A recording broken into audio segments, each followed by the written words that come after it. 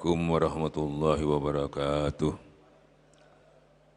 Alhamdulillah, rabbil alamin, wassalatu wassalamu ala asrofil anbiya wal mursalin Sayyidina Muhammad wa ala alihi wa sahbihi ajma'in, amma ba'du. Ilahi anta maksudi wa ridhoka wa lubiyatini mahabbataka wa ma'rifataka. Rabbi israh li sadri wa yassir amri wahlul 'uqdatam min lisani yafqahu qawli. Syafaati Rasulullah sallallahu alaihi wasallam karamah Syekh Muhyiddin Abdul Qadir Syekh Abdullah Mubarak Syekh Ahmad Sohibul Wafat Tajul Arifin. Al-Fatihah. Bismillahirrahmanirrahim.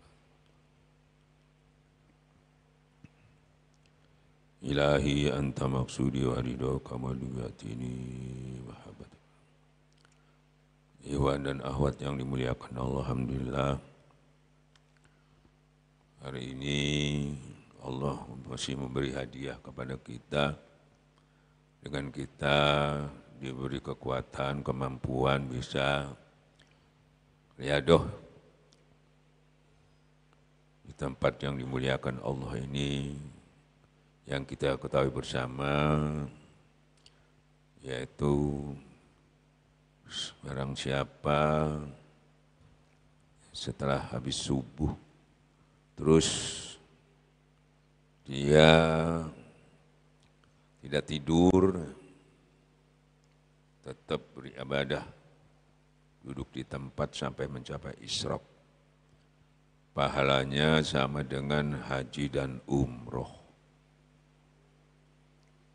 Ya. Mudah-mudahan pahala haji dan umroh ini yang begitu mahalnya kalau dihitung dengan uang, ya, kita dapatkan dengan semudah itu. Maka dari itu para ikhwan dan akhwat, hal ini sebetulnya jangan disia-siakan, ya. Peluang-peluang dari Allah selama masih kita hidup harus kita upayakan mendapatkan. Karena pahala haji itu ya jelas surga sudah, alhamdulillah.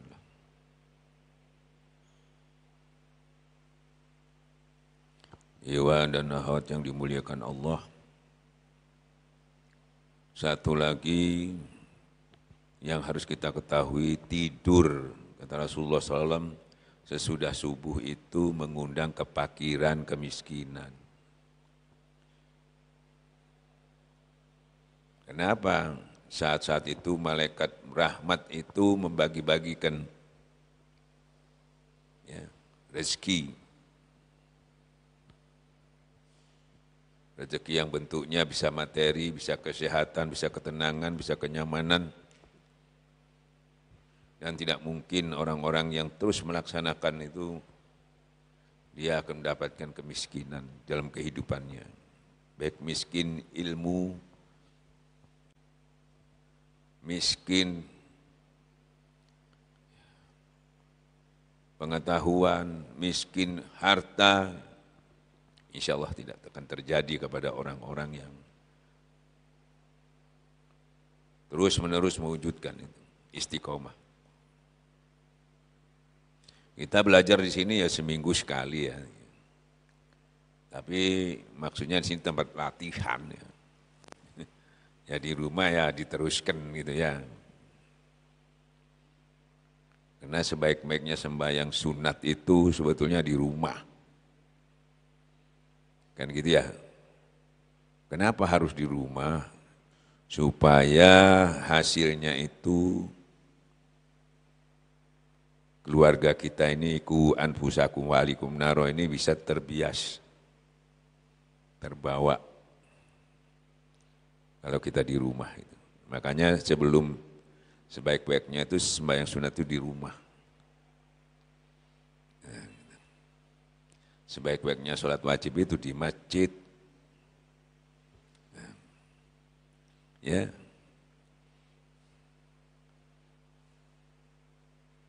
Paling enak mari subuh itu terus losor, memang ngono enak.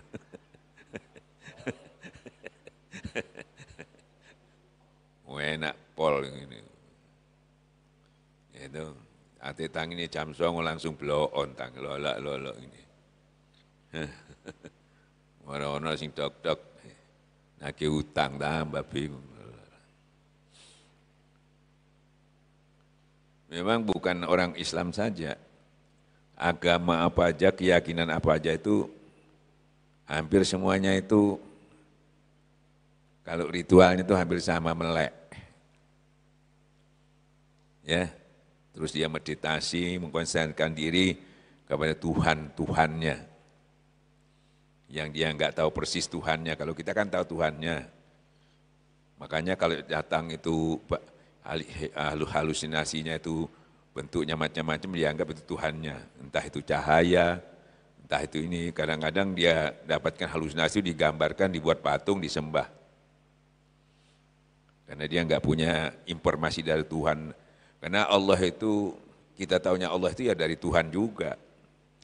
Ya, dia enggak lewat Tuhan, ya, tidak dapat lewat kitab-kitab Allah yang sudah dijelaskan informasi tentang Allah dan selanjutnya dan sebagainya, enggak lewat situ, lewat akal dan pikirannya sendiri, lewat orang-orang yang hanya sekedar yaitu menghayal dan sebagainya. Itu pun berhasil. Padahal Tuhan ini keliru. Masa itu gak berhasil. Tuhannya itu keliru. Berhasil. Loh, kok bisa berhasil? Gitu. Nah itu Allah itu gitu. Karena tahu, Allah sudah tahu, ini pasti nujunya ke saya ini. Cuma ini gak gelem, karena gak dekat sama ulama, sama dia gak tahu. Tapi saya tahu pasti ke saya ini.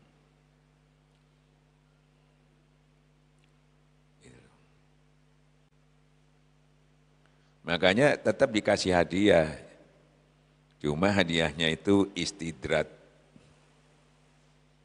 Gitu? Nah, cuma hadiahnya jadi istidrat. Ya. Dan kadang-kadang keseriusannya itu mengalah-ngalah kita.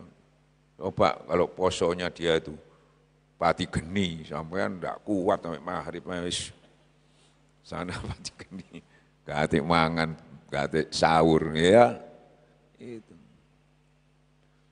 Orang Islam ini paling enak Tuhan itu, ya, Tuhan itu masya Allah, raja tega Tuhan itu, Tuhan ini gak oleh. Ya. Sampai ada sahabat menyatakan gini, saking nemenin Allah, ya Allah saya maunya ini sudah wis gak ngeloni bojo, gak wis gak mangan, gak turu ngono. Saking sudah kan gitu ya. Semangatnya pol gitu. Sama Rasulullah enggak boleh. Ya aku melek, aku ya turu, ya luwe ya mangan. Begitu enak pol, selama kita ngikutin. Yang enggak enak itu enggak ngikuti aturan, kebablas kabeh. Makanlah yang enak-enak. Kon makan enak, tapi jangan melampaui batas. Nah, kayaknya wis enak. Masalah keenakan melampaui batas. Itu sing jadi masalah. Jadi semuanya ada takarannya, ada aturannya. Makanya jikir-jikir itu juga ada aturannya. Ya, guru kita ngasih aturan. Ya, jikir jaharnya 165. Kan gitu ya. Lebih banyak, lebih bagus. Tapi sudah dikasih standar, kalau mencapai 105 enggak meneruskan, enggak masalah. Kalau diteruskan enggak masalah, dikasih pengetahuannya. Nah, khususnya tarekat kita ini paling gampang. Zikirnya hofi, tidak dihitung. Maka dari itu harus diketahui, kadang-kadang kita karena seakan-akan mengambil kitab-kitab yang zaman dahulu, termasuk kitab-kitab orang sufi, itu berat-berat amaliyahnya. Bahkan keterangan-keterangannya itu juga sangat berat, kelakuan-kelakuannya.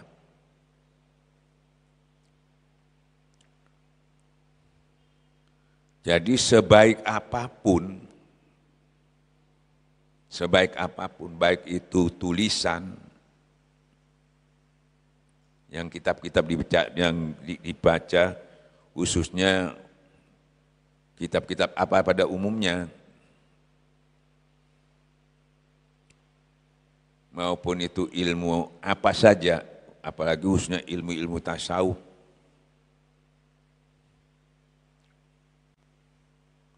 itu tidak boleh kita takliki langsung, nggak boleh.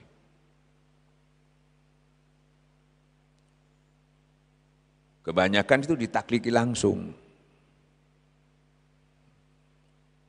Jadi pendekatannya itu, pendekatan tekstualnya itu,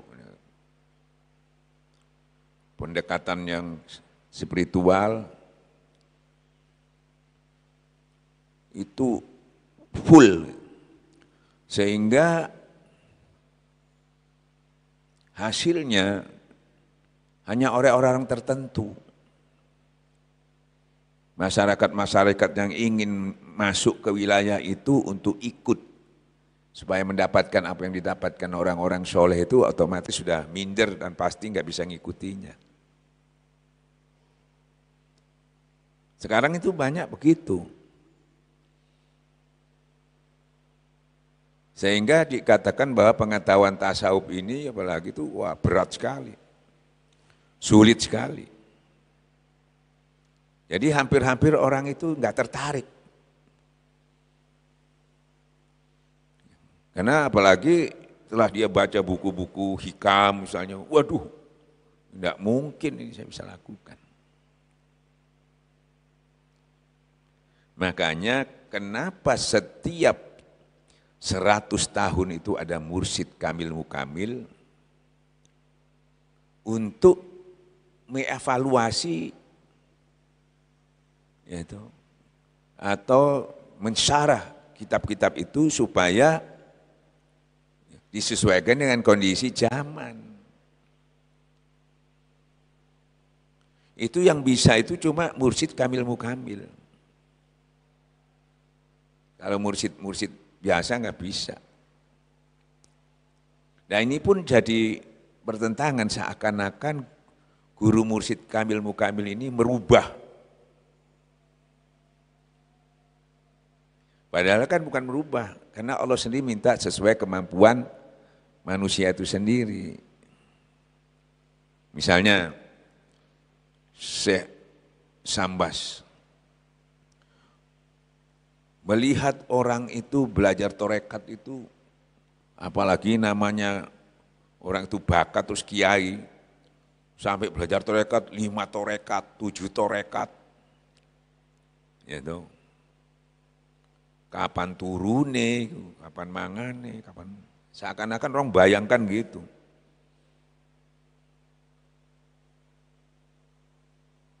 Mungkin dia sanggup, karena dia punya bakat untuk itu. Kan gitu ya? Tapi akhirnya pengetahuan ini hanya diambil sekelompok manusia saja. Padahal pengetahuan ini kan seluruh umat, mau yang paling bodoh sampai yang pinter. Bahkan yang penting itu yang paling bodoh. Gitu. Nah, oleh Syekh Sambas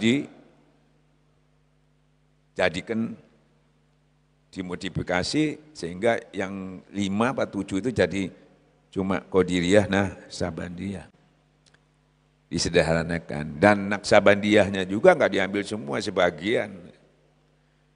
Itu wirid-wirid yang ribuan itu nggak dipakai lagi oleh Qadiriyah, Naksabandiyah, khususnya Pondok Pesantren Suraya. Karena banyak Qadiriyah, Naksabandiyah masih pakai.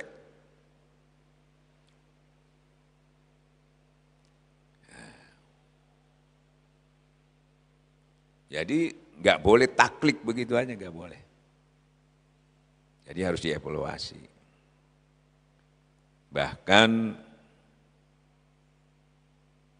syiarnya juga, penyampaiannya juga harus sangat sederhana.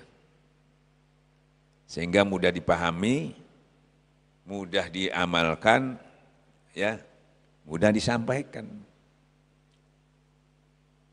Itu yang saya kaji, alhamdulillah. Ya mudah-mudahan ya tidak melecehkan tarekat yang lain, sama saja sebetulnya. Cuma caranya, ya tahu, di Suryalaya ini hampir di seluruh tarekat seluruh dunia itu paling gampang ya di tempat kita, paling mudah. Dan waktu menerima talqinnya aja juga begitu mudahnya. Tidak ada syarat-syarat yang sulit. Dan dibutuhkan 15 menit juga bisa. Bahkan 10 menit bisa. Tidak ada persyaratan-persyaratan. Nah, sekarang ini masih banyak tarekat-tarekat itu persyaratannya masih berat. Maka Abah berpesan di Miftahus Sudur, kita tidak boleh kalau ada orang mau ditalkin, ya, dia diberi satu hal-hal yang memberatinya. Itu sama pengersa Abah dilarang. Jadi harus dipermudah. Nah kita bersyukur makanya sekarang dengan kemudahan itu tidak perlu banyak harus kiai yang menyampaikan, harus ustadz. Ternyata di Suralaya yang paling banyak itu bukan ustadznya yang bawa ikhwan itu. Yang bawa itu ya orang-orang ini yang bodoh-bodoh itu.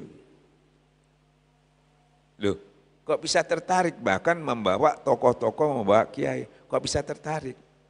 Tertariknya itu ini orang bodoh kok bisa melaksanakan, bingung kiai ini.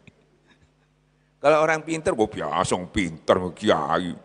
Dia bingung, dia, loh ini orang bodoh kok iso. Nah ini. Kan gitu ya. Nah di sini. Ternyata sistem yang dipakai oleh Suralaya ini sistem terbalik. Sistem terbalik. Jadi bedanya situ. Sistem terbalik itu misalnya kita dianjurkan di dalam bertarekat persyaratannya pada umumnya harus taubat nasuha dulu, terus meningkat kepada riadoh dan sebagainya.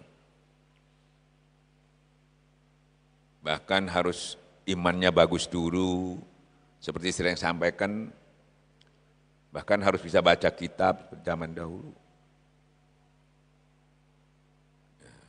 Persyaratan-persyaratan itu kebetulan yang punya kesanggupan, kemampuan ya kiai, makanya yang dulu-dulu itu yang belajar ya kiai-kiai, orang awam nggak ada.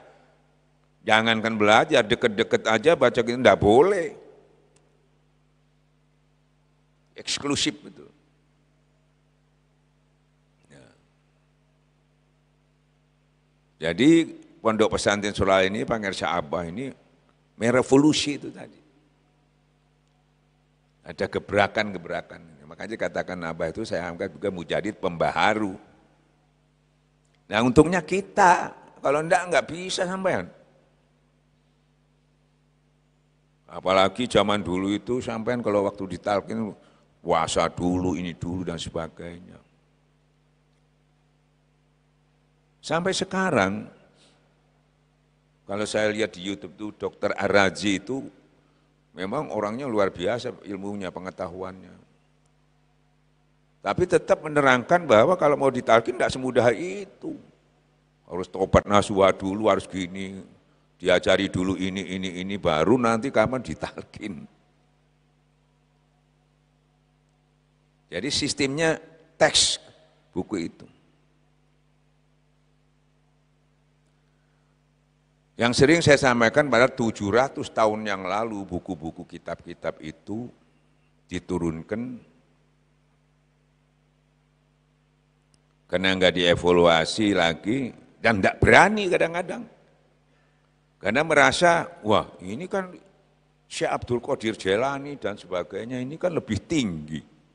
Ngapain siapa ini merubah pemahaman dan sebagainya? Gak berani. Apalagi merubah.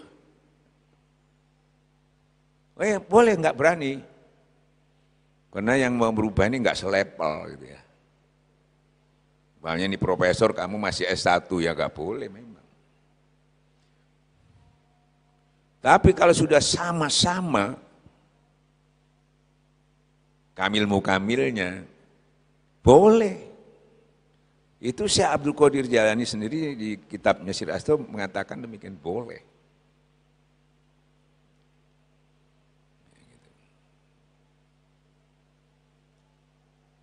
Dia bisa merubah, bahkan mengurangi, menambahi boleh. Untuk disesuaikan dengan kondisi zaman.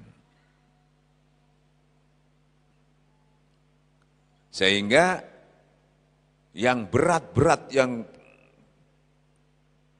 persyaratannya itu sampai ringan seringan-ringannya. Yang akhirnya ternyata ada dalilnya. Sayyidina Ali bertanya kepada Rasulullah, ya Rasulullah, adakah jalan yang semudah-mudahnya, secepat-cepatnya? Sudah loh, ada dalilnya. Ini hampir-hampir tidak keluar dalil ini. Nah, saya nggak ngerti, orang torekan mengeluarkan ini takut juga loh, kok yang disampaikan Soro kok dalilnya gampang, bingung kok.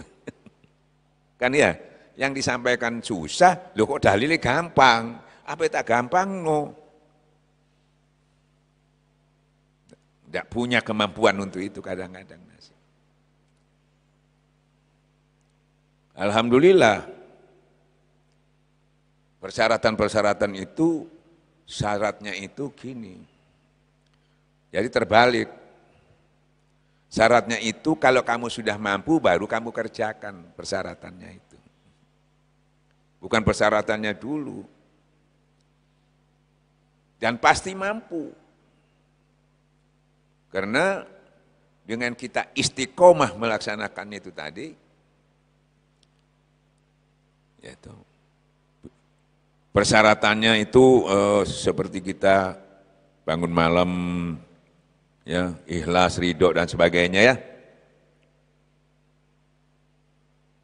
Itu dengan sendirinya, dengan kita melaksanakan zikir jahar, zikir hobi dengan baik, maka persyaratan itu muncul. Kenapa? Sesungguhnya itu istiqomah itu akan menimbulkan 1000 karomah. 1000 karomah itu salah satunya itu cinta kepada Allah, ikhlas, ridho. Jangan diartikan karomah itu yang miber ngono-ngono iku. Kon butuh miber apa butuh ya ikhlas.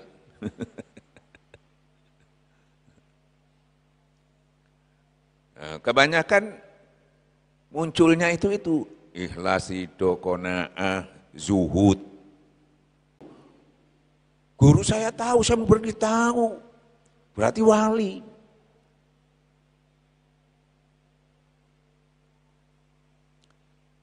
Nah ini, gawang dukunnya Fir'aun itu Nabi Musa mulai tahu, apa bisa dibuat patuan? Dukunnya Fir'aun itu Nabi Musa lahir tahu, bahkan tahu nanti dia akan menjadi musuhnya nanti. Dukuni, apa bisa kamu katakan wali itu standar itu? Bukan. Jadi karomah itu 1000 karomah itu yang bisa mencapai 1000 karomah itu yang bisa diistiqomahkan itu tiap detik cuma zikir. Sholat apa itu ada jeda, puasa ada jeda setahun sekali. Nah itu menimbulkan 1000 karomah itu. Salah satunya yang besar bercinta kepada Allah, zuhud, sifat-sifat buruk, dengki, bahil, ujub itu hilang. ya, kuat menahan marah, kuat memaafkan, berbuat baik kepada yang dimaafkan, itu karomah.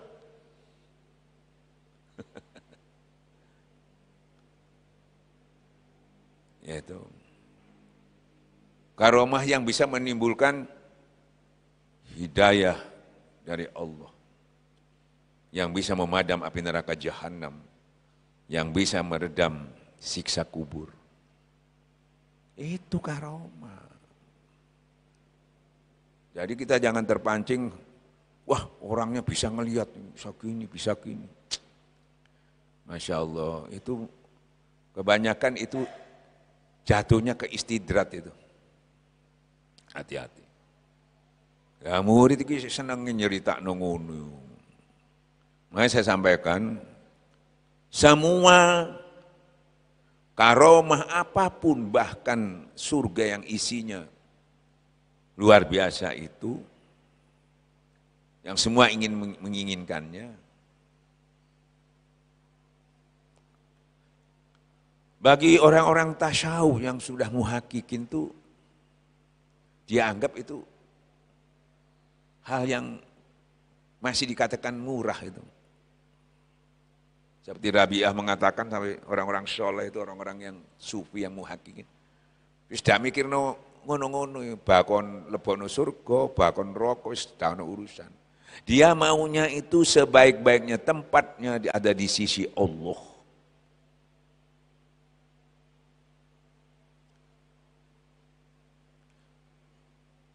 Apalagi yang dinamakan Rabbana atina fid dunya hasanah wa fil akhirati wa qina adzabannar.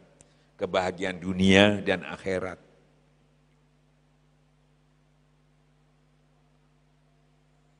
Kebahagiaan akhirat itu kita mau capai, katakanlah masuk surga, ngenteni mati dhisik suwe. Ya. Nanti mati dikubur nunggu kiamat dhisik berapa tahun. Belum lagi diproses.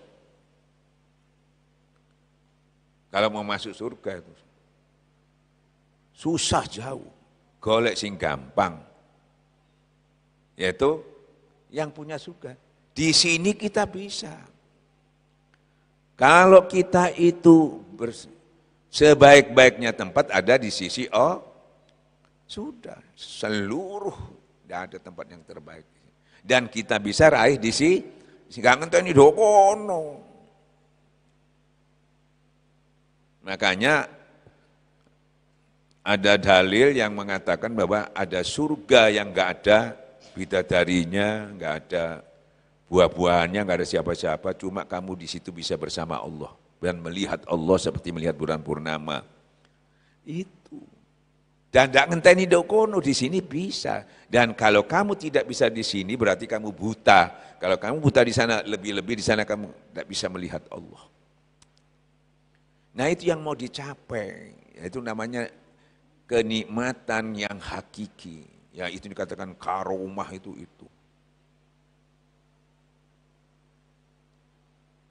Ditempuh dengan mudah. Kalau kamu menuntut karomah itu berat sekali. Dan belum tentu, makanya saya akan contoh Nabi Musa itu yang pada umumnya. Kalau sudah bersama Allah itu sudah. Kamu enggak butuh kekuatan lagi, enggak butuh pangkat lagi, enggak butuh fasilitas lagi, enggak butuh karomah lagi, pangkat pun enggak. Makanya kenapa orang-orang tasyawuf itu yang sudah kedudukan di situ, dia enggak mau pangkat, enggak mau kedudukan, enggak mau karomah, enggak mau.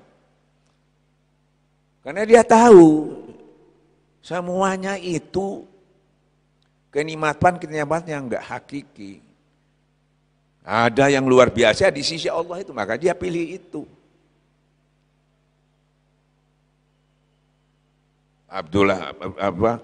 Abdurrahman bin Adam, seorang raja itu, kerajaannya ditinggal dan sebagainya, dia duduk memilih di sisi Allah.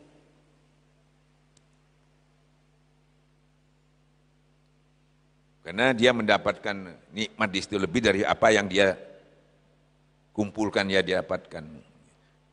Yang Allah sendiri menyatakan, ya, dikira harta dan semuanya itu bisa menolong kamu. Ya toh? Padahal sama sekali tidak, hanya Allah. Nah kita arah tarekat itu harus ke sana, jangan sampai terjebak karomah-karomah yang macam-macam, itu keinginan yang macam-macam, enggak. Sampai nggak dapat itu. Tertipu. Loh Ustadz, tapi kalau saya belum, lah ini kita menuju ke sana. Ilahi anta maksudi, itu menuju. Ilahi anta maksudi waridoka madlubi atini mahabbataka. Itu niatnya ke sana, jangan macam-macam. Nah kalau kita bisa masuk ke sana, masuklah kamu dalam orang-orang pilihanku, kata Allah. Ikuti orang-orang kembali kepada Allah. Nah kebetulan kita mimpanya, saya enggak mampu. Memang tidak ada yang mampu kecuali dengan pertolongan Allah. Nah minta tolongnya sama siapa? Pertolongan Allah, satu. Kedua kepada minta tolong kepada Rasulullah. Ketiga kepada para ulama yang ruku, yang sujud. Ujungnya di situ. Itu termasuk tali Allahnya di situ. Nah itu silsilah. Kalau kita sampai ke 37 Pangersya Abah. Nah itu gigit dengan gerahamu, nah kamu ikut ke situ. Bukan berguru. Hikmat.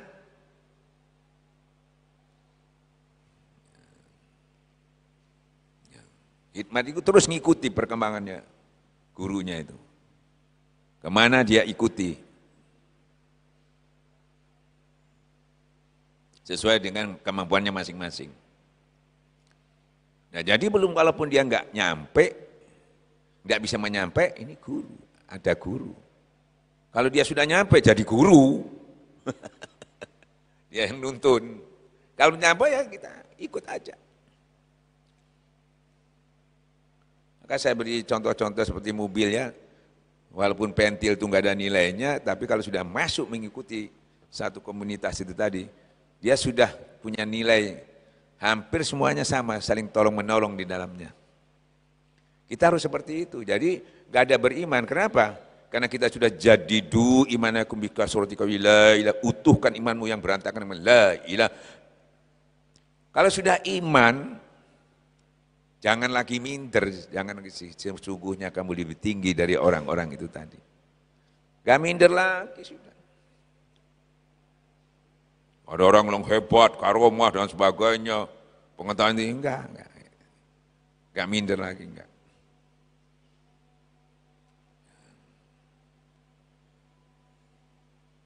Sehingga kita menjalankan aktivitas, apalagi sudah menyampaikan tarekat ini dengan baik, itu enggak minder-minder lagi. Enggak.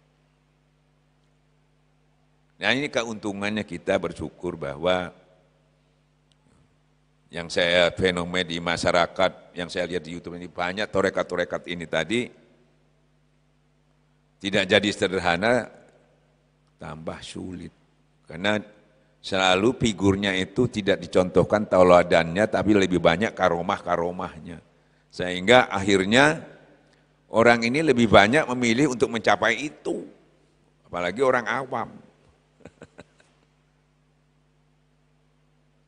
Ditambah lagi dengan wirid.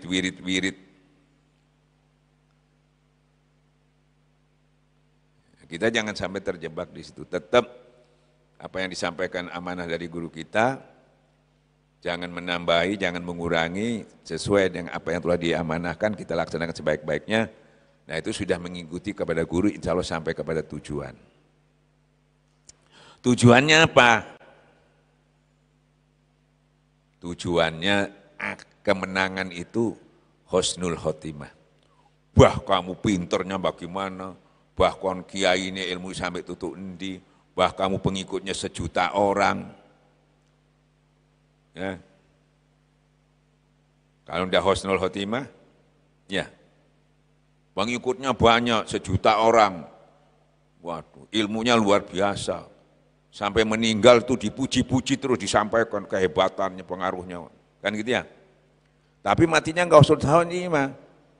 Murid-muridnya muji-muji, karomah dan sebagainya, tapi digebui di gunung. Ya. Disampaikan guru saya hebat, tapi digepuki nduk ngono. Kayak apa dipuji-puji? Dibangga-banggakan. Kan gitu ya?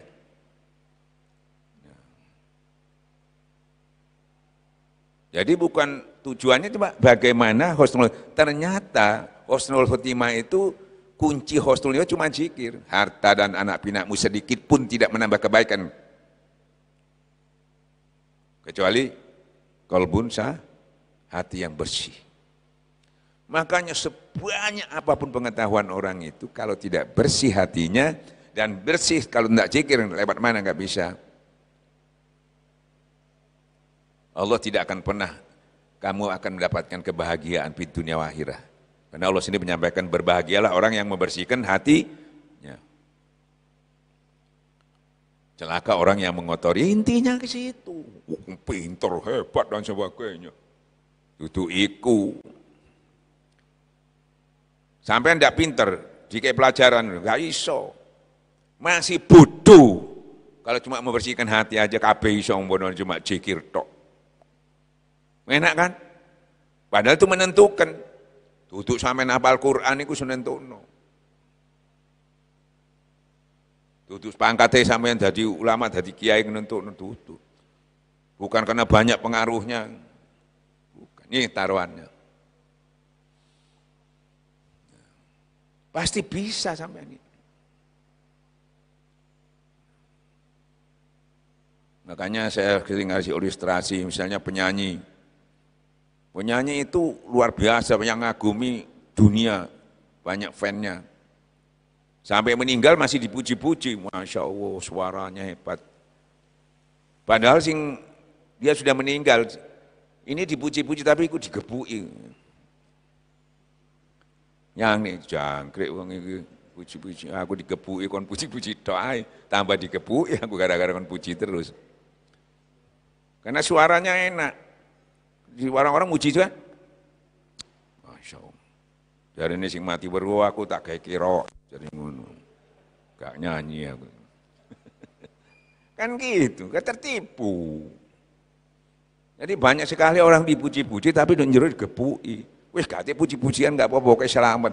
Bahkan puji bangga kan urusan. Ini kuncinya cuma ini tok loh. Makanya harus waspada, karena sewaktu-waktu itu langsung ditilang sama malaikat itu, dadak. Itu harus waspada. Makanya kita harus banyak mengingat mati sekaligus menyiapkannya. Apa yang disiapkan? Ya ini tok.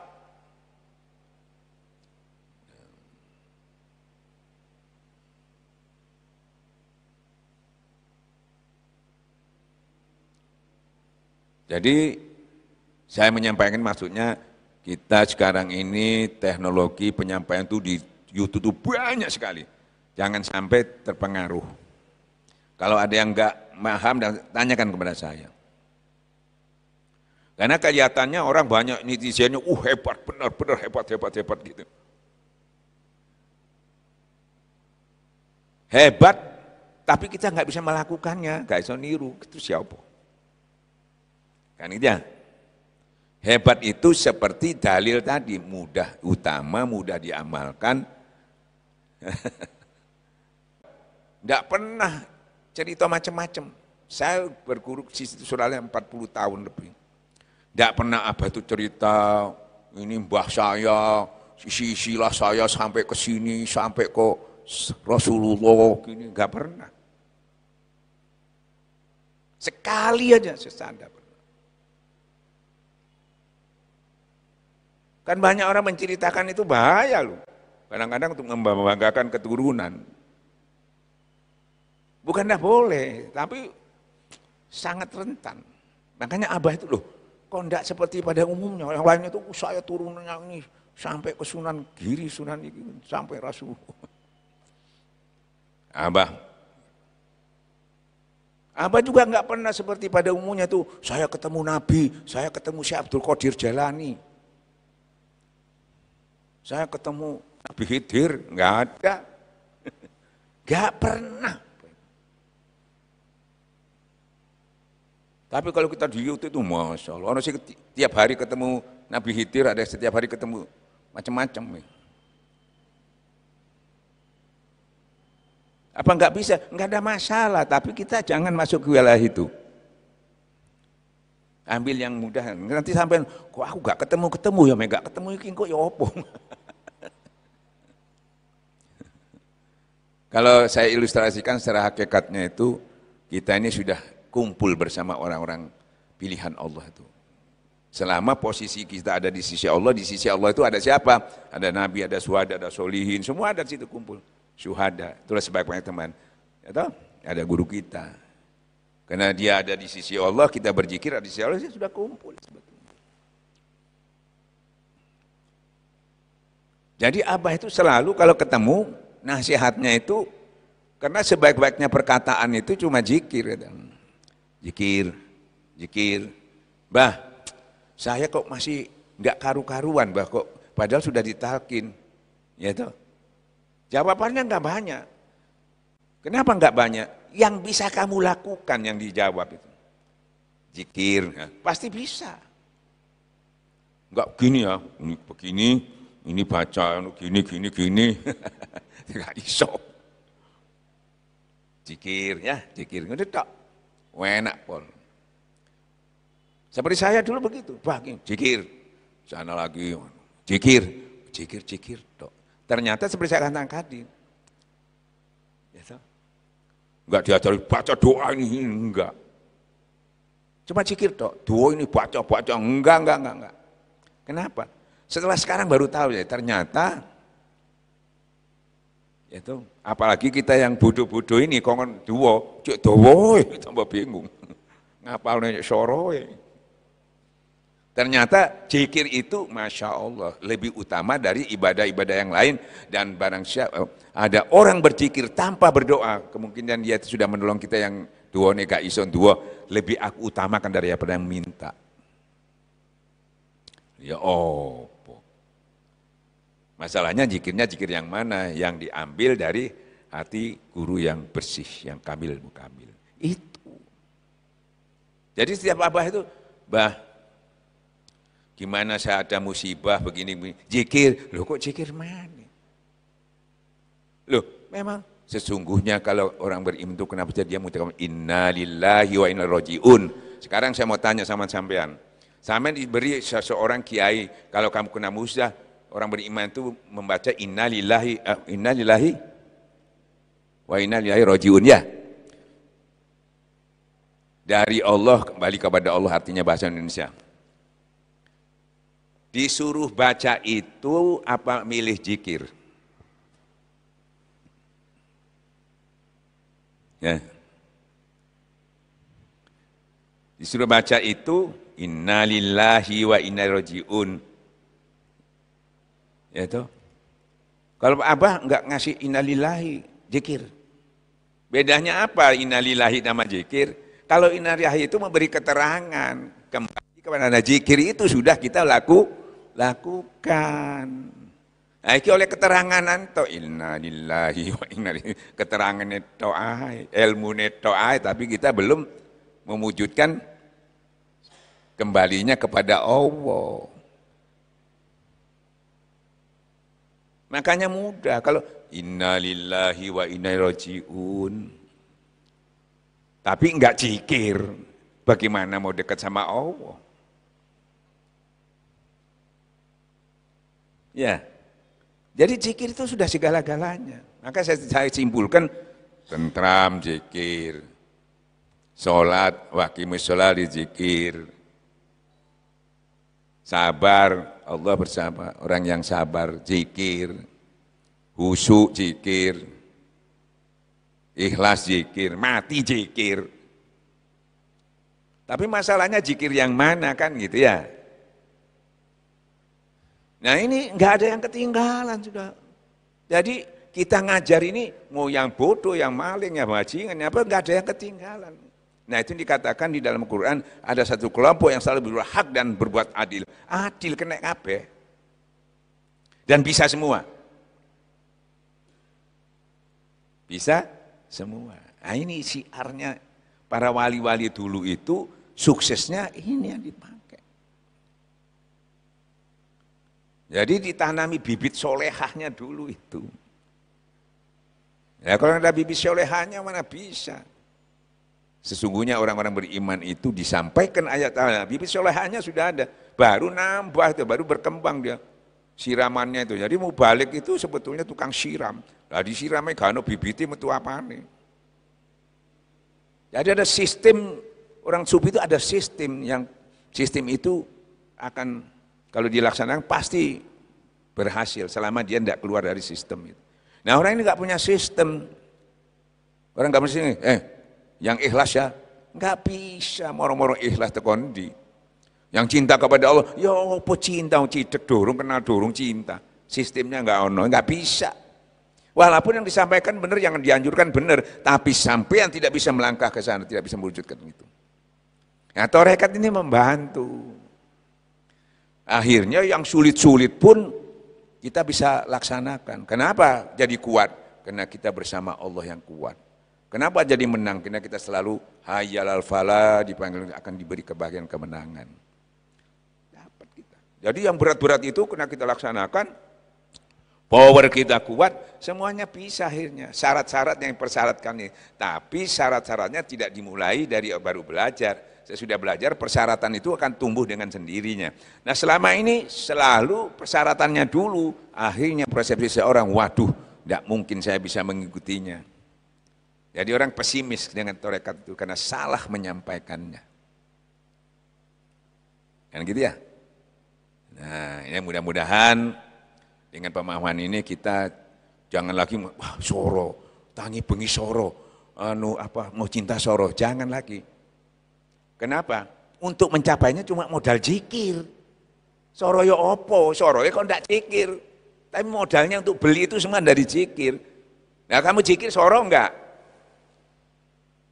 Cuma la ilaha illallah, la ilaha hobinya. Soro enggak? Kan gitu ya.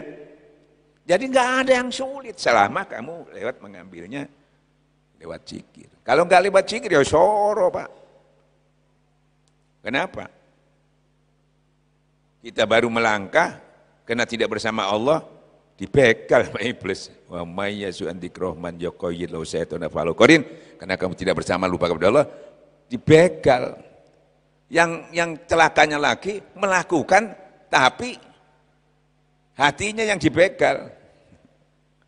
Sia-sia, enggak dapat ria, ujub, sombong. Padahal sudah dilakukan. Tambah ciloko mana. Makanya jangan heran. Kenapa di dalam Al-Quran itu dijelaskan tanda-tanda orang munafik itu ya? Kurang apa? Kurang zikir. Nah, karena kurang zikir, sholatnya males, ojo sampai bengi.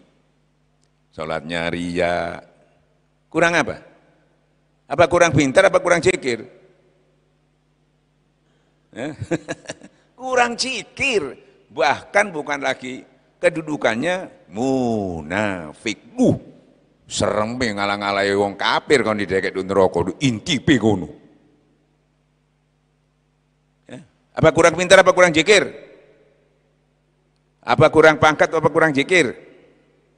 Kurang zikir tok wis. Jadi orang apa zikir-zikir tok iku? Lungguh kene sih. Kan banyak orangnya zikir tok, gak ikhtiar, gak maca kitab. Nih, tarekat Qadiriyah Naqsa Pondok Pesantren Suraja Syekh Kiai Ahmad Sobil Bapak Tajul Arifin radhiyallahu masyaallah. Masyaallah gampang, mudah. Ya. Jadi aja akhir mikir, ya apa? Enggak ya apa, saya punya Allah. Illallah, tidak ada yang bisa menolong. Ngono lho. Iki dituruti nafsu nih, ngawang nang dindi. Cepat balik, innalillahi wa inna kembali kepada Allah. Kembali mencikir, illallah. Ngono lho. Paham ya? Gampang ini kapan, bu mana? Jadi seluruh permasalahan yang menyelesaikan Allah. Lah kalau masih nggak mampu, masih berat, nah, gandolono gurumu iku, ngono lho. Iku tok. Masuklah kamu ke dalam orang pilihan Tuhan. Ya di majelis, sering di majelis.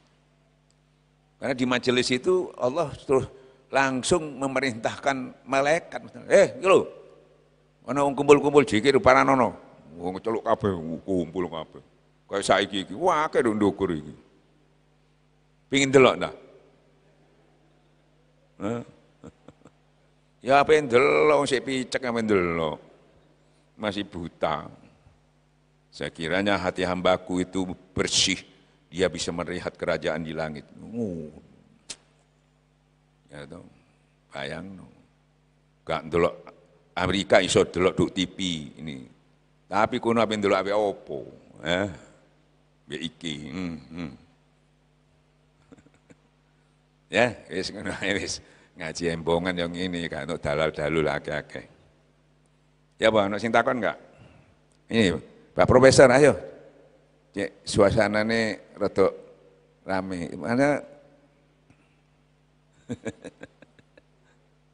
ini termasuk hiburan ini. Oh, gak tanggung-tanggung sampean mek nang gedung. Oh, sampean kalau masuk gedung rame. Akeh. Bismillahirrahmanirrahim. Assalamualaikum warahmatullahi wabarakatuh.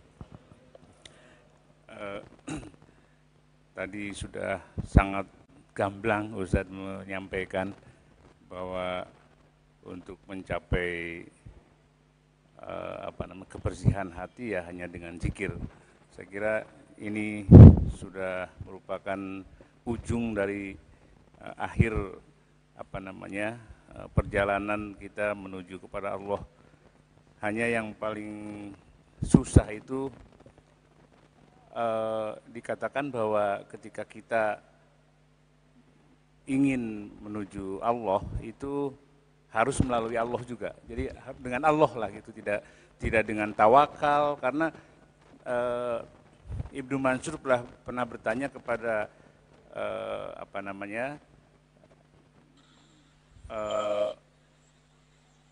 Ibnu bin Kawas kalau tidak salah namanya.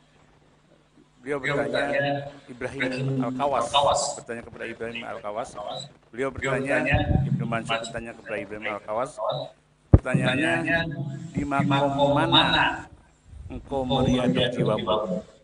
Lalu Ibrahim Al-Kawas mengatakan, saya di makom tawakal selama 30 tahun katanya. Lalu Ibnu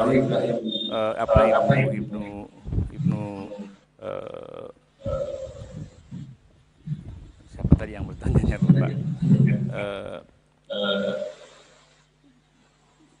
Ibrahim Al-Kawas menyampaikan bahwa saya meriadah jiwa saya di makom tawakal selama 30 tahun. Itu katanya dikatakan bahwa kamu sia-sia. Kenapa tidak melalui jalan kaya di dalam Allah? Jadi kamu menuju Allah itu dengan Allah. Nah, syarat untuk menuju Allah di jalan Allah itu harus mati sebelum mati gitu tadi. Nah, ini bagaimana kita mematikan diri kita sebelum mati, seperti juga sabda Rasulullah bahwa matilah kamu sebelum mati. Sebetulnya kalau kita ungkap mulai awal, jadi istilahnya orang belum mati kan sekarat dulu Pak ya. Jadi maksudnya itu pertama mematikan keinginan kita yang berlebihan, mengurangi. Karena itu kalau kita biarkan itu menambah hijab kita kepada Tuhan. Kita kurangi sekat-sekat itu tadi. Ya terutama itu kesenangan-kesenangan yang mengikuti hawa nafsu. Sekat-sekat kita hilangi sampai terakhir sekat itu hilang. Mati itu artinya Pak, kalau di dalam tasawuf itu mati itu kembali Pak. Innalillahi itu kembali itu. Kan manusia itu kayak mati, yang mati kan fisiknya rusak. Jadi kalau sudah kita kembali kepada Allah itu ya mati namanya itu. Ya. Nah, yang namanya riadoh itu di pengersa abah ini sudah dirubah. Seperti saya katakan banyak yang dirubah disesuaikan dengan kondisi zaman. Jadi bukan lagi harus riadoh itu berkholwat di masjid, di mana saja, karena posisi kita sudah bukan kiai, bukan orang-orang yang pada zaman dahulu itu memang membawa misi-misi Allah yang memang dia full ke situ. Nah, Abah memberikan di mana saja selama kita itu berzikir, tidak terkontaminasi, tidak dilalaikan oleh harta dan anak pinak kita, itu sudah sama aja kamu di dalam gua itu, sama saja kamu sudah berkholwat. Nah itu mungkin memberikan kemudahan kepada kita. Tapi persepsi orang pada umumnya, oh nggak bisa, harus di gunung. Karena dulu contohnya begitu, nah dulu lagi. Makanya kalau taklid nggak boleh.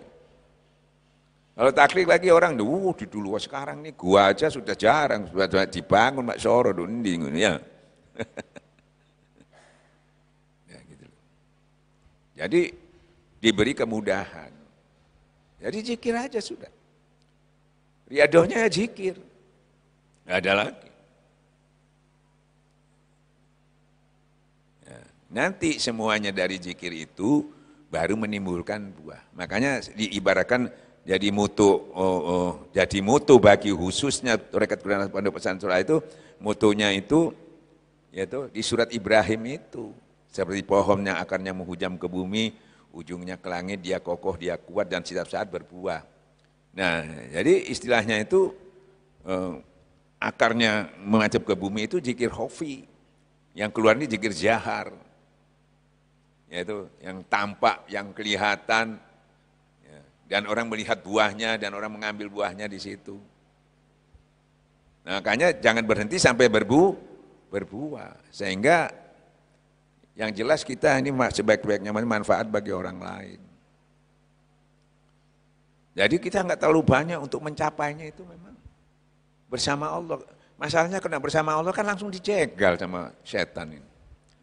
Jangankan mau ke Allah, mau ke rumahnya aja sudah menjegal. Mau ngaji sudah dijegal. Ada aja jadi burung.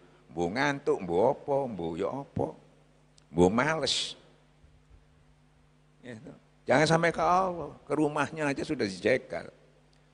Makanya kalau kamu sudah bersama aku, bismillahirrahmanirrahim, tidak ada yang bisa mendorot, sudah aman. Lu udah sana aja kan ada. Mau dikaji apa lagi? Maka kebersamaan ini dijaga. Ada doa Abah tuh, ya Allah dimasukkan maklumat dulu. Jadikanlah aku selalu bersama Engkau. Jadikanlah Engkau selalu memperhatikan Engkau. Jadikanlah aku selalu dituntun. Dan jadikanlah aku mengurus semua urusanku ya, tidak sendirian, walaupun sekecilnya. Jangan biarkan aku sendirian mengurusinya. Walaupun sekecil-kecilnya, kita libatkan Tuhan. Kalau Siti Fatimah mengatakan, jadi Rasulullah pernah menyampaikan bahwa itu, sampai kita menekno sandal itu harus ingin eling nang Allah. Kan kesimpulannya begitu. Orang berwudu dibagus-baguskan wudunya gini. Udah bagus tahiriahnya.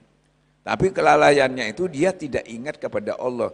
Nah, ada yang menjatuhkan dalil dia diskusi itu. Dia sama juga dengan disiram air aja.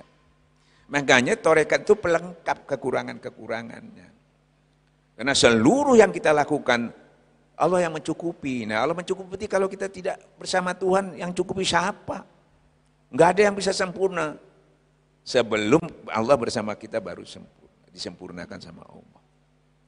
Nah, makanya setelah sempurna tidak bisa memberi mudarat, semuanya enggak bisa. Yang di langit dan tidak bisa memberi mudarat. Aman sampai ke tujuan. Nah, makanya kita orang-orang harus begini dilakukan begini baru bisa mencapai. Kan gitu. Padahal kalau dia diperdalam lagi, dievaluasi lagi, ternyata bisa dengan kecerdasan kecerdasan dan petunjuk-petunjuk dari Allah. Itu mujadid itu orang-orang jenius itu ternyata bisa diolah lagi, lebih ringan lagi. Nah, itu evaluasi. Ilmu apa itu secara strategi evaluasi apa? Rasulullah Allah saja mengevaluasi kitab sucinya. Taurat diganti Zabur, evaluasi Injil. Allah aja mengevaluasi kita enggak usah kuat, untuk aku langsung biar aja bisa. Jadi ternyata ono sing gampangan mana? Ya, gitu loh. Jadi Allah itu menolong orang yang pintar sama orang yang bodoh, bukan orang pintar tok. Sing bodoh ya apa aku ndak iso ngaji. Padahal di kongkon tiap-tiap turu iku ana perintah kongkon apa ngatamno Quran, ya apa aku gak iso. Ternyata ada sesuatu solusinya. Membaca Quran kan dilaporno, oh apa iku kulhu tok ae. Ternyata sampai kepada Rasul dijawab sama Rasulullah. Jadi Rasulullah nulung orang yang bodoh. Kulhu itu sudah 3/4. 3 kali sama dengan hatam Quran pahalanya. Loh, jadi Allah itu gak nulung wong pinter tok. Sing bodoh ya ditolong, makanya gak boleh putus asa. Ya, nah gitu. Ternyata banyak orang pinter, kan gitu ya, yang dia amalkan itu tadi katanya hebat tapi tidak menolong.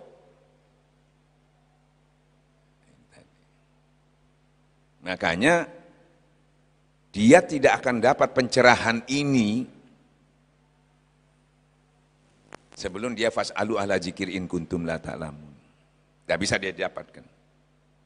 Karena seorang profesor itu dia jadi diangkat profesor seperti Kamil, dia menemukan sesuatu yang baru, menciptakan karya baru untuk lebih yang sudah ada ini lebih bagus lagi, lebih mudah lagi, kan gitu ya. Nah kalau dia nggak berbuat apa-apa, pancet iku ayo plagiat itu berbuat apa-apa, nggak punya nilai, ada pahalanya. Ini sesuatu yang baru untuk memudahkan, itu kerjanya mursyid itu intinya. Kalau pancet aja, makanya saya jelaskan tadi, Abah. Nah orang yang nggak apa lu merubah-rubah. Wong Allah yang ngerubah, wong mana gak rubah.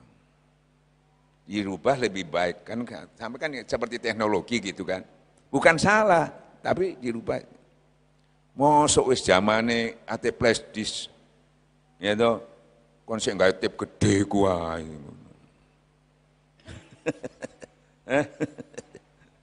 Ya, kan gitu.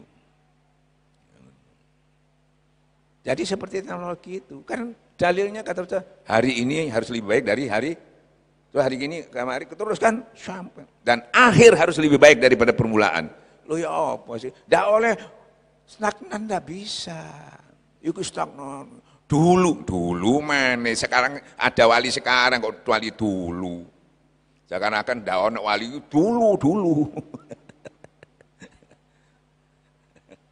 Setiap 100 tahun ada penerus anbiya mursyadin. Nah, ikuti orang-orang itu. Yang dipilih, nah, siapa yang pilih? Tuhan. Makinlah sing pilih kene.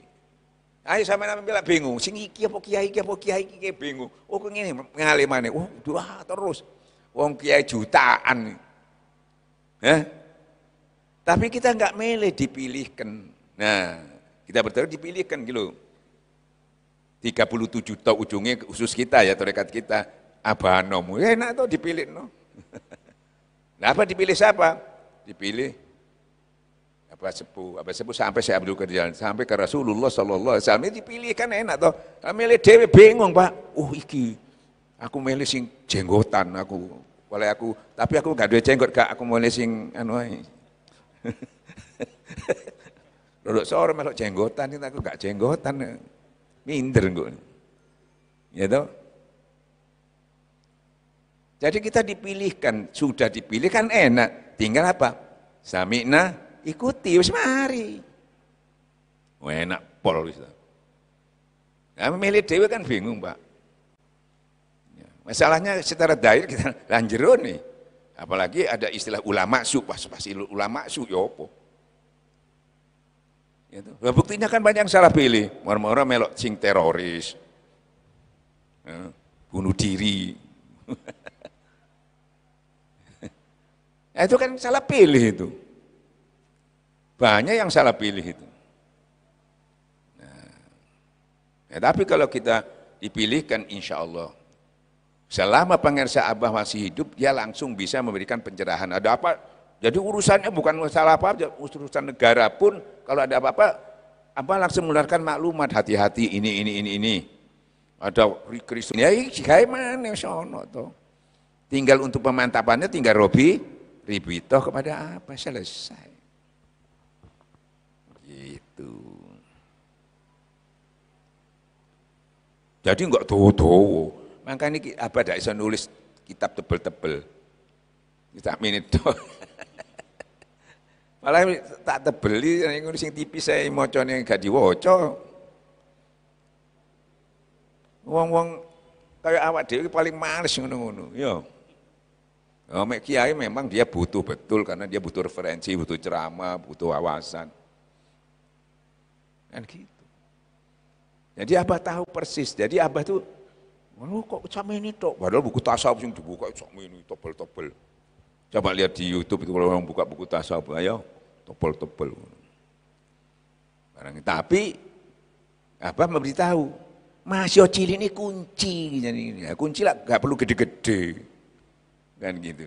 Namanya kunci ini gede, repot gowoy. Nah, jadi kita bersyukur bisa tahu persis Abah itu bukan sekedar karomahnya. Dan Abah paling gak suka menceritakan karomah. Nah kami tapi kebanyakan sekarang iwan-iwan terjebak meniru-niru. Orang banyak itu nyerita atau mereka sangat bersaing, guruku song ini, wah aku guruku song ini, guru ini. Tidak bisa. Gitu. Nabi Muhammad kalah sama Syaibul Kafi. Syaibul Kafi bisa tidur 350 tahun. Nabi Muhammad gak iso. Iso ngono. Jadi tidak bisa akhirnya buat banding-bandingan ya, istilahnya dipromosikan. Ini loh kecap nomor 1, kayak ngono ya apa. Makanya Abah kasih sudah mengasih satu pandangan, jangan sampai kita terjebak begitu apa? Ditambah itu, jangan membenci ulama sejaman, jangan memeriksa sampai mesti melok ngelek nunggu ono kurangi gak podo sampai gini. Kan kurangnya itu karena nggak sama dengan kita dibilang kurang, padahal belum tentu. Kurang itu kalau kamu sudah ngilokno, dia lebih baik daripada kamu. Walaupun inti lebih baik segala ilmuwan, karena kamu menyampaikan ngelekno, dia jadi lebih baik daripada kamu. Kenapa lebih baik? Pahlamu dipek. Tulisannya di sana kayak nokon. Ya, dia lebih baik kon nelek wong dosane dipek oleh pahala. Jangan menyalahkan pelajaran orang lain. Kan gitu ya. Nah, jangan memeriksa pelajaran orang lain. Nah, itu akan menimbulkan merasa kita lebih baik nantinya. Kan gitu ya. Boleh kalau yang mengatakan itu guru, boleh. Untuk membuat studi banding. Tapi kalau orang biasa kan itu nanti timbul kebencian masalahnya. Tapi guru-guru mursyid itu enggak mungkin. Dia cuma menjelaskan perbedaannya. Tapi sebetulnya guru-guru yang kamil sudah enggak. Cuma kita diperingati karena kita belum sampai ke sana. Supaya menghindari itu. Nah, supaya kita enggak. Jadi apa yang kita amalkan Abah tadi? Ya ini, zikir jahar, zikir hobi, hataman, manakib, jahar, wis iku ae diupek-upek. Nah, wawasan kita nanti dengan sendirinya seperti saya katakan tadi itu tumbuh dengan sendirinya. Pengetahuannya. Jadi barang siapa mengamalkan yang ia ketahui, diketahui dari guru kita diberi, dia akan ditambah yang dia tidak diketahui. Yang tidak diketahui itu hasilnya. Keyakinannya ditambah, semangatnya ditambah, amal ibadahnya ditambah, rezeki yang baik ditambah. Itunya yang kita harapkan. Enak kan? Tidak perlu mana digolek ya apa di debat no mana ini bener apa enggak. Dengan kamu berzikir kebenarannya ditambah. Wis mari. Jadi sumbernya asli dari Tuhan itu. Bukan katanya. Mek katanya manusia iki Quran. Iso beda katanya manusia. Makanya Imam Ghazali itu sampai remek awake mempelajari sampai jadi profesor. Bingung dewe, makanya buju yang saya kasih lah bingung. Dia menjelaskan juga penjelasan yang bingung juga. Akhirnya dia ngambil kesimpulan, leren, mengikuti orang sufi. Tapi bukan mengikuti pelajarannya aja, langsung action uzlah. Tinggalkan orang-orang bermain-main dalam kesesatan itu tadi. Sebutlah Allah. Ditinggal apa yang menyesatkan? Ya itu, saat-saat terakhir itu, termasuk yang menyesatkan itu kan harta dan anak pinakmu dan kedudukan kamu. Itu menyesatkan bagi. Selama dia rasakan itu. Karena selama ini saya belajar, ternyata berpuluh-puluh tahun sampai saya bingung itu gara-gara saya, semua hampir rata-rata termasuk saya katanya itu, hanya mencari kedudukan dan popularitas. Ternyata tidak mendapatkan apa-apa, terakhir saya, Masya Allah, nggak bisa terus-menerus ini. Akhirnya mengambil kesimpulan, jarang orang-orang sufi yang diikuti. Tapi itu berat juga untuk meninggalkannya. Dilawan, terus dilawan. Dia lawan terus, kalah manis, terus ini. Bagaimana anak saya, bagaimana kedudukan saya, bagaimana harta saya, bagaimana murid-murid saya, bingung Pak. Sekelas itu bingung, sampai loro 6 bulan. Jadi ya sudah tahu benar, tapi melangkahnya ini ketarik dengan itu tadi. Harta dan anak pinak itu dan kedudukan. Cek tarik-tarian. Baru ada suara langsung dari Allah. Imam Ghazali, cepetan mari ini kon mati kon. Budal bablas. Kamu sebentar lagi akan mati. Baru Pak, nekat Pak, wis Pak. Bablas ini. Sampai dia berkhulwat 12 tahun. Alhamdulillah, jadi umur 54 tahun ya meninggal dunia. Itu. Nah kita harus begitu? Enggak. Kan harus lewat begitu Ustaz katanya. Enggak. Lewat mana? Zikir aja. Kalau kamu enggak zikir, enggak bisa sampai ke situ. Langsung elok toh, melok-melokan. Gendeng tambah ini ya. Dari zikir naik ke situ satu-satu. Dan kamu meninggalkan itu tidak kehilangan. Itu loh Pak. Tidak ketakutan. Itu ditimbulkan dulu sama Allah dari lewat zikir, baru kamu masuk ke situ. Ini marah, guruku ngono, Imam Ghazali tak melok. Kitab hikam itu nyurungi sama melok, gendeng. Aku tamat ini. Tidak bisa. Bisanya itu karena dia sudah zikir dekat kepada Allah, terus bersih hatinya, baru dia punya power untuk bisa melakukan yang sulit dilakukan. Ibarat sampean mau ke tengah laut, ya udah langsung nyemplung, Mbak, belajar berenang dhisik. Nah berenang gak iso golek guru dhisik sing ngelatih renang, baru sampai tengah laut, iki guruku nyemplung, aku tak nyemplung pisan. Jadi ada proses yang, jadi prosesnya gitu, bukan kita harus prosesnya. Kita bisa masuk ke sana, kalau tidak lewat prosesnya nggak bisa. Ibarat kita sering nyampaikan, kamu belajar tamat membaca kitab silat, tapi kamu nggak bisa main silat. Jadi dengan zikir nanti kamu ditempatkan sama Allah bisa melakukan hal-hal yang luar biasa, yang tidak mungkin kamu bisa lakukan. Nggak usah sampai seperti Imam Ghazali, bisa bangun malam, bisa ya toh, mudah memaafkan orang, ya toh, mudah menahan marah, itu aja sudah, itu tidak bisa kita dapatkan juga nggak lewat zikir. Nah selama orang nggak lewat zikir memaksa ini, akhirnya dia, wah cek susahnya ya, cek soroy, ngono terus. Nah, karena nggak tahu ilmunya, nggak tahu jalannya, torek dikai jalan, lewat kini lo, iso, yo lo lewat kini gak iso. Namanya kalau nggak bertorekan nggak iso.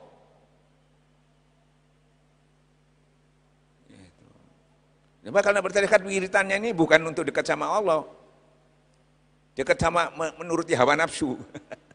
Ya, cek tambah soge, nuruti nafsu cek soge. Bareng soge imannya belum, tahunnya belum, soge ini kayak apa? Kayak maksiat. Ya, sesuai enak wis. Jadi kita enggak bicara lagi harus ini enggak usah. Zikirnya kurang, tambah no. Jadi nggak usah digolek imane. Ada orang gini, oh jikirnya kurang. Ada kita, loh kok saya kurang ini? Oh saya jikirnya kurang, mari. Nah, dan kita punya obatnya, untalan obatnya terus. Wis duwe gula nih, kopi ini kayak ono terus, aja kopi ini sing ditambah gula tambah terus. Gitu ya selesai toh. Wis kate kitab-kitaban sampean wis ngono ae. Ya. Nah, jadi kita sudah enggak banyak menyalahkan orang lain ya, walaupun sedikit-sedikit perucut-perucut enggak masalah ya. Tapi kita sudah tahu bagaimana menyelesaikan masalah. Ada orang punya masalah suruh zikir, kita punya masalah, kita juga alatnya cuma zikir. Kan itu sudah dikatakan obat penyakit hati.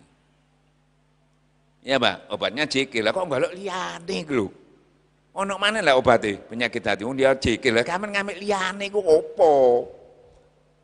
Ono mana ta obat penyakit hati liyane zikir? Si aku kayak ono sih mek luwih mandi ngono kan itu. Luwih gampang, luwih murah. Ada?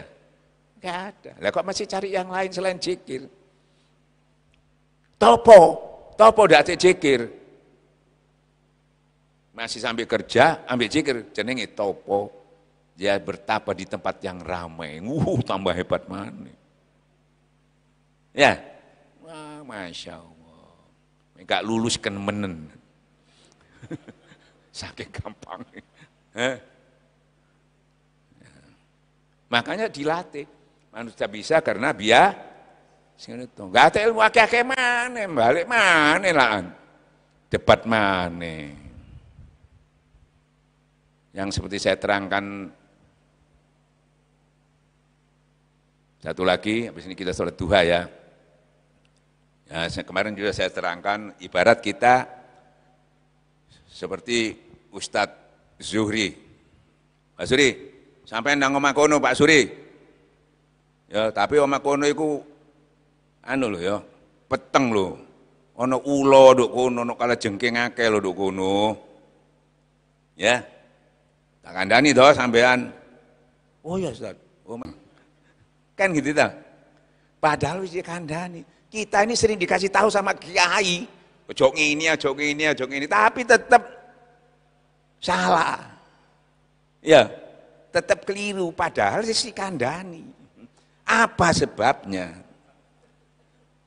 Ya, Pak. Lu gak dikandani ate bendino melok ngaji sih keliru. Kenapa? Karena tempat itu gelap. Kayak ilmu terus ojo ngini lho, ngini hati-hati terus, tapi petengnya apa? Nah, padahal terakhir setelah kita dikandani itu harus keluar cahayanya. Harus ada cahaya di dalam diri, dan ada cahaya ini terakhir itu harus dibuka. Ibarat sekarang ada matahari, ini ada kaca, tidak bisa masuk karena kotor. Nah kita dibersihkan, ada cahaya ini, karena tapi tidak dibersihkan, tidak keluar dia. Kita berjalan itu harus pakai cahaya. Di dalam Quran itu banyak keterangan itu. Orang kafir aja itu kalau berjalan ada kilat nangka, peteng mandek mana. Kalau kita tidak boleh mendek karena ada cahaya sudah lancar. Nah kalau ada cahayanya, kalau belum bisa, jangan coba-coba kamu masuk ke situ. Ya apa caranya? Seperti Nabi Musa menghadapi Fir'aun. Ya toh? Dia enggak tahu bagaimana menghadapi karena dia buta. Bagaimana saya menghadapi? Saya enggak tahu. Bersama Allah pakai cahaya. Nah kita sama guru. Guru punya cahaya. Makanya kalau kita kemana-mana ngikuti sami'na wa atona, insya Allah enggak kena. Ya. Tapi kita kan tidak terus-menerus bersama guru. Harus punya cahaya sendiri. Kalau sudah punya cahaya, sampean masuk yang disuruh tadi ke sana, kalau jengkingnya masih ada, lubang masih ada, ulah masih ada. Bukan hilang, tapi sampean bisa ngeles. Ya, oh ulah itu aku tak libat ke ini. Tapi mek peteng. Iki dundi iki. Marmut kayincak ulah. Cakot sampean ngamuk. Wong sampean disalah ke ulah kok diincak ya cakot sampean. Tapi uloe sing disalahno. Jadi uloe kok aku dicakot ya tak cakot ning. Ya toh? Nah, kalau sudah terang gitu apa perlu diberitahu sampean? Hah? Apa perlu duk kuno una ulong ini, perlu diberitahu? Enggak perlu.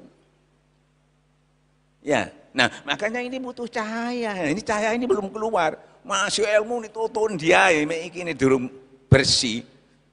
Berbahagialah orang yang itu bahagia aman. Tapi ciloko sing peteng iku. Dikandani aja ciloko. Ya. Nah, kalau cahaya ini sudah ada, masih ono uloe dokono gak ada masalah, kita bisa ngeles. Enggak mungkin dia itu tetap ada. Nah, seperti kita, musibah itu sudah ada bagi kita, sudah tercatat malahan, enggak bisa dihindari. Tapi kita ya bisa menerima, bisa memperkecil musibah itu, bisa meringankan musibah itu. Karena kita bisa melihat, bisa menghindar dari musibah itu. Karena kita bisa, yang sudah ditetapkan, kita tahu caranya, bagaimana yang ditetapkan itu tadi, kita bisa minta kepada Allah supaya diraih. Kenapa? Kita tahu musibah itu akan datang. Sebelum datang, ya Allah, minta kepada Allah supaya diringankan, karena tahu. Nah itu yang dikatakan, takutlah kamu pada firasat orang-orang mukmin, karena firasat itu benar. Nah ini, berbahagialah orang yang bersih hatinya, orang di dalam terang benderang. Pasti bahagia karena dia bisa ngeles. Tapi bagi orang-orang yang celaka, orang yang mengotori peteng, ya kecilokoy Pak. Nah torekat tuh membantu itu, makanya walaupun hatta kata Syekh, hafal 1000 kitab kalau belum ditalkin, dia belum mengeluarkan cahaya, tetap dia mereka-reka di dalam memahami agama. Masuk ke tempat sesuatu, mereka-reka. Ya apa itu mereka-reka. Dia tidak punya keyakinan yang utuh. Pasti ketakutan terus dia. Pas tuh kene uloe, pas ngene gitu terus. Dari hidup kita kan sering begitu. Pas ngene, duit-duit pas dicolong uang, pas iki pas ngene. Ya, numpak motor pas ketubruk wis ngono. Terus ngono. Karena gelap tadi mereka-reka, makanya torekat ini membantu supaya terang. Setelah terang, berbahagialah orang yang membersihkan hatinya. Pasti bahagia karena kita bisa luput daripada ya hal-hal yang ingin mencelakakan kita. Paham ya? Balik mana, cikir mana. Wabillahi taufiq hidayah. Assalamualaikum warahmatullahi wabarakatuh. Ini saya terangkan supaya kita lebih mantap, lebih meyakinkan gitu. Ternyata yang kita lakukan ini sudah yang luar biasa sampai Allah mengeluarkan dalil, sesungguhnya zikir itu lebih utama daripada ibadah-ibadah yang lain yang sering disampaikan ya. Setelah akhir orang Jumat itu sering disampaikan. Tapi disampaikan toh kebetulan kita bisa memahami, bisa melaksanakan yang disampaikan tadi. Kebanyakan orang nyampaikannya toh, tapi tidak melakukan. Kenapa? Tidak ada gurunya yang sudah sampai ke sana untuk mendidik kita. Cuma sampai di ilmu, ternyata ilmu tanpa cahaya sia-sia. Jadi Rasulullah juga waktu Iqra itu suruh baca ada tulisannya. Maka saya analogikan sama HP. Di dalam itu ada aplikasinya. Kalau tidak ada cahayanya dari petek gak metu, Pak. Ya, kau nopo-nopo ini lho, ceteken cek metu cahaya dhisik. Ini tek ini. Rasulullah juga sebut dulu nama Allah, jeneng murub. Baru tulisan. Ya apa kitabe durung ono kok. Ya durung dimurup, bareng muruk. Ya, ketok Pak. Ya.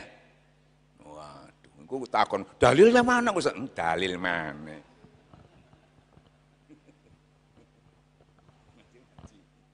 Ya wis ngene ya. Saya harapkan sisa umur kita jangan disia-siakan. Mati. Konco mundi dokter. Mati mundi. Siapa sih nyangka mundi mati? Siapa yang nyangka kalau dewa itu mati? Ya banyak yang mati, teman-teman kita. Apa sampai tidak kebagian? Kebagian cuman, antri ya. Makanya dalilnya menang kuburan kan, setelah kita berdoakan, nanti aku akan menyusul, ngono ngomongnya. Harus ngomong ngono, nanti aku akan menyusulmu. Ngono. Tapi nyusul kapan-kapan, ojo ceki. enak ya, terekat ini. Jadi nanti kalau sampean meninggal, kan gitu ya. Cahaya itu sampai ke kuburan itu. Megate sampean masih gate malaikat, gate apa peteng sakmono to ya stres sampean njero kono. Tapi dengan cahaya itu tadi sampai ke kuburan ya. Masya Allah. Gak kepingin sampean. Kepingin to ndak nglakoni cek enak. Ya ono enak-enakan turu-turuan iku. Enak-enakan ini. Rasulullah waktu itu enak-enakan. Di surat Al-Mujamil itu apa ngomongnya? Orang berselimut, tangi. Ngono. Gak oleh enak-enakan. Ya itu, mentang-mentang kon ahli surga, mentang-mentang gak dosa, gak tangi. Tetap tangi. Nabi kok tangi, ente mana sing kaya dosa gak tangi. Wabillahi taufiq hidayah. Assalamualaikum warahmatullahi wabarakatuh. Dua.